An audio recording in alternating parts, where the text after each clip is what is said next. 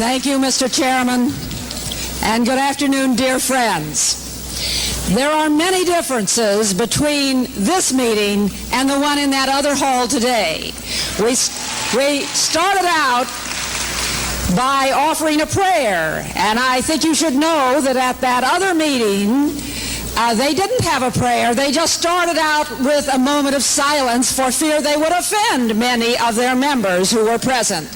I'm very proud that they excluded me from that convention, and I'm here where we're not ashamed and not afraid to ask God's blessing on this crowd assembled here today.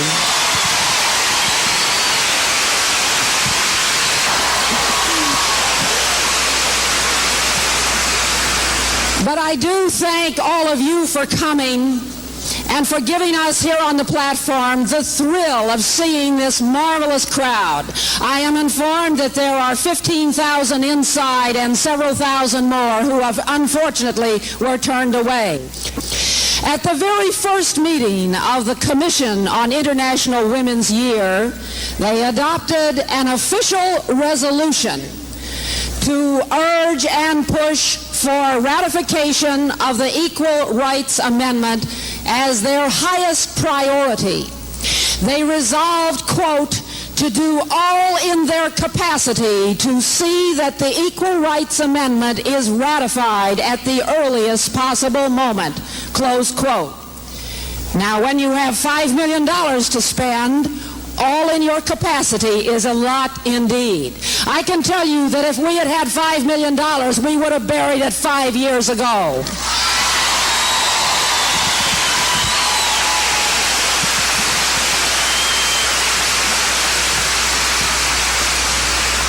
The Commission on International Women's Year is a costly mistake at the taxpayer's expense. The whole thing was designed as a media event, a charade to go through the motions of these phony state conferences and national conferences in order to pass resolutions that were pre-written and pre-packaged a year and a half ago and published in June of 1976, and then after it was all over, to tell the Congress and the state legislatures that this is what American women want.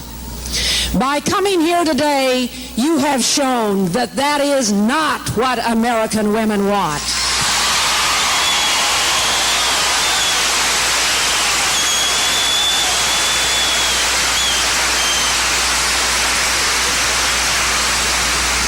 Several years ago, a study was made about the Equal Rights Amendment at the Drake Law School in Iowa, and they concluded that if the Equal Rights Amendment were ever ratified, it would encourage the legislatures and the state and the courts to adopt a wildly permissive role which would have the effect of driving the homemaker out of the home.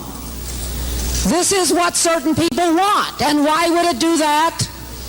It would do that, first of all, because it would make unconstitutional any state law which makes it the obligation of the husband to support his wife and children.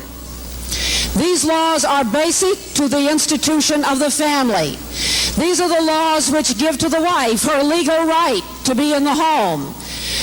These are the laws which give to the children their right to have a mother in the home. Some people do want this. The Equal Rights Amendment proponents do want that obligation to be sex equal. They do want to take the wife out of the home. They do want to get them in the workforce because then this will greatly increase the taxes and the bureaucracy of the federal government. Section 2 of the Equal Rights Amendment gives the whole enforcement power on the Equal Rights Amendment to the federal government. Why in the world would anybody want to give the Washington politicians and bureaucrats and judges more power than they now have when they can't possibly solve the problems they have already? The Equal Rights Amendment says you cannot discriminate on account of sex, And if you want to deny a marriage license to a man and a man, or deny a homosexual the right to teach in the schools or to adopt children, it is on account of sex that you would deny it, and that would be unconstitutional under ERA. We reject the anti-family goals of the Equal Rights Amendment and the International Women's Year. Contrary to their radical resolutions, the American people and the American women do not want ERA. They do not want abortion. They do not want lesbian privileges. And they do not want universal child care in the hands of the government.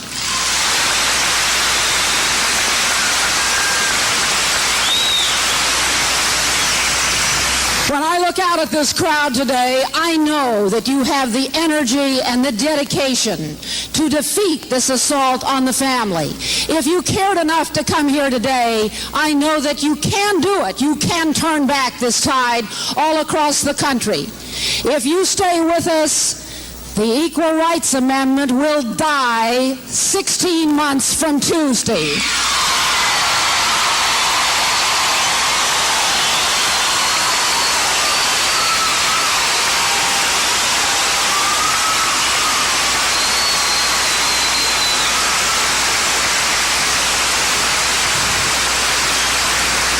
In order to have held the line for the last 5 years against the tremendous odds of White House lobbying, federal government expenditure, prominent people, and big money, we had to have somebody on our side who was more powerful than the President of the United States.